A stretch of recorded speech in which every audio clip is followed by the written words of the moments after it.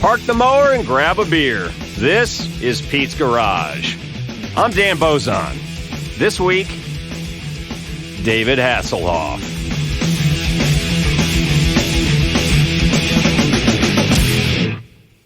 Nope, no way, can't be done. My buddy Chris spoke for the rest of us. We were all highly skeptical of our classmate Jeff's claim. Bullshit, Jeff shot back. Yes, it can. I can totally get him to say it. The gauntlet had thus been thrown down. Jeff was going to somehow dupe our Naval Academy company officer into saying David Hasselhoff. Publicly, with witnesses present. You'll see, Jeff said. Just watch me. It was a huge challenge. Company officers of the Academy ranged in temperament from den mothers to prison wardens. Ours, the lieutenant, was, shall we say, a bit uptight.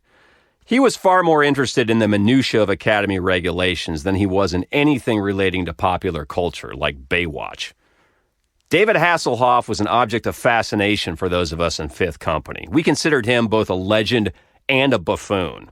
I mean, Knight Rider, come on, you couldn't deny that. Or all that running around in swim trunks with Pamela Anderson. And that chest hair? Fantastic. But then there was that song. Hasselhoff's Looking for Freedom had somehow become the anthem of communism's demise in Eastern Europe. It was awful and embarrassing.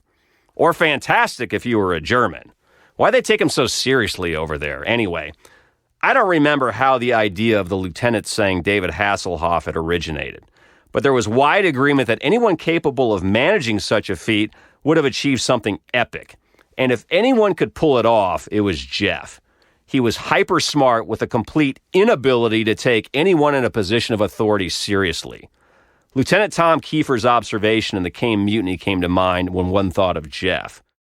According to the fictional Kiefer, the Navy is a master plan designed by geniuses for execution by idiots. If you are not an idiot but find yourself in the Navy, you can only operate well by pretending to be one. I was one of the idiots, and I was okay with that. Jeff was one of the geniuses.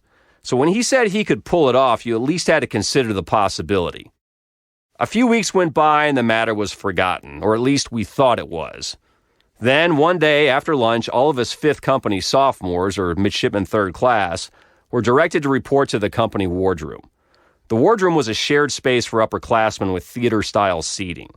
You went there to attend training lectures during the day and to watch Seinfeld and Friends at night. We were mulling around when a loud, "Attention on deck!" announced the lieutenant's arrival. He strode to the front of the room and told us to take our seats. There was some new regulation to be announced. Again. The Academy was still recovering from the scandal surrounding the theft of an electrical engineering exam and the subsequent cheating perpetrated by numerous midshipmen. The superintendent had been fired, and one of the Academy's previous superintendents, then a 4-star admiral, had been brought back to clean up the place. And we midshipmen had watched our freedom steadily erode as a result. This new regulation had something to do with civilian clothes. Whereas sophomores were previously allowed to wear civvies out in town on weekends, the new regulation stipulated that midshipmen third class would only be permitted to be out of uniform on certain weekends and outside city limits. It was all bullshit, as were most things at the Academy, but the lieutenant delighted in such things. He read the regulation verbatim and then took his time to explain the various penalties associated with violating it. "Any questions?" he asked when he'd finished. Jeff's hand shot up. "Well, sir, let's just say hypothetically," he began. "Come on, Jeff," we all thought. "Don't drag this out. We just want to get the hell out of here." "Let's just say," he went on, "that midshipman third class, I don't know, let's call him," and he threw his arms up at his sides and looked around the room as if searching for the right name. "Let's call him midshipman third class David Hasselhoff. Let's say his sponsors live in town and he's just hanging out at their house for the weekend. Would midshipman Hasselhoff get in trouble for wearing civvies then?" Sponsor families were those that volunteered to host midshipmen on weekends to give them a respite from the Academy. At first, we thought Jeff was just being a pain in the ass, trying to exploit a gray area in the regulation. Then it dawned on us. He was going for it. He had just baited the lieutenant.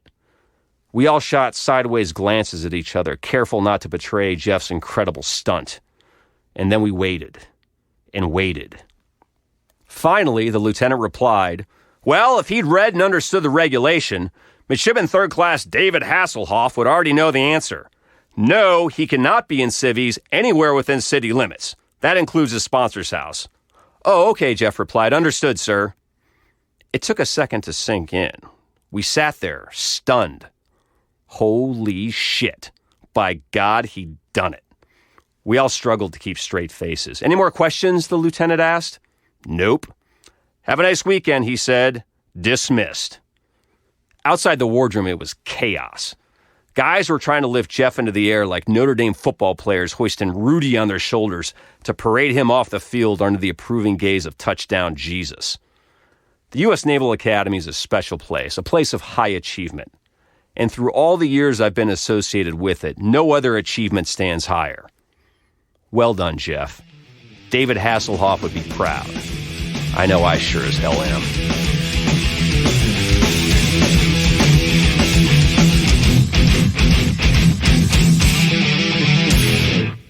Well done, Jeff.